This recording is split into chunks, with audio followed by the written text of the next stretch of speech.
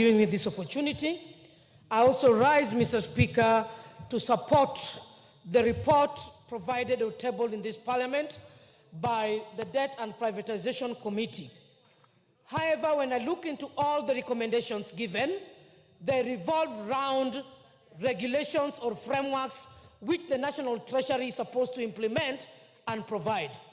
Mr. Speaker, I would, however, deviate a little bit, as my colleague, Honorable Ivo Barras, mentioned that the policies yet exist.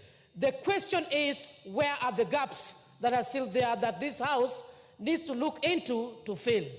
Mr. Speaker, my point of concern, other than the regulations, yesterday as we were debating on the Equalization Fund, I mentioned categorically that we have a rogue National Treasury.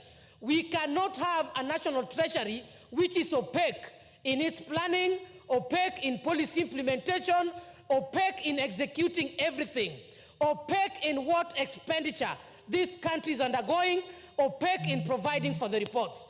Mr. Speaker, I want to say that the donkey, that is the country, that is the citizens who are being taxed, are more than tired.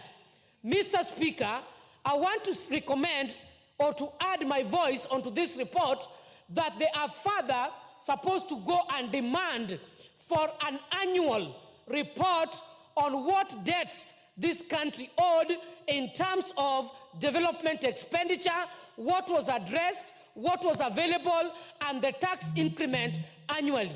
Mr. Speaker, I want to recommend that this House should demand for a 10-year at least chronological order in which the debt management has taken place. Mr. Speaker, I know that there are various suppliers, both local and international, who are crying in this country. Mr. Speaker, there are various industries which have shut down because the debts have not been managed. Mr. Speaker, therefore, I would request the Committee for Debt and Privatization, at the same time, as we are looking into the debt management, what about our local suppliers? What about our local contractors? We have huge debts that they have not been paid.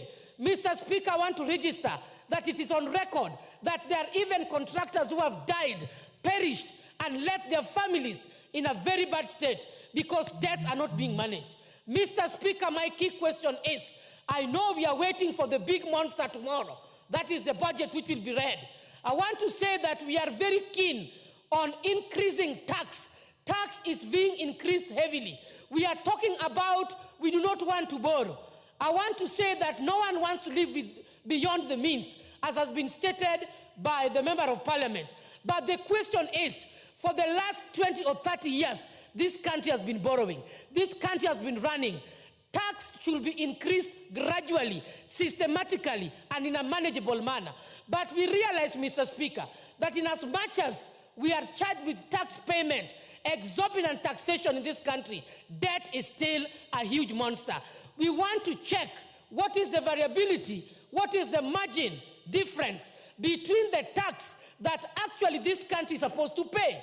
I want to request the Committee on Debt and Privatization Committee that in as much as we are talking about debt management, policy, regulation, they also need to move around the country. There are actual projects in this country that should be checked as to whether the implementation was really conclusive.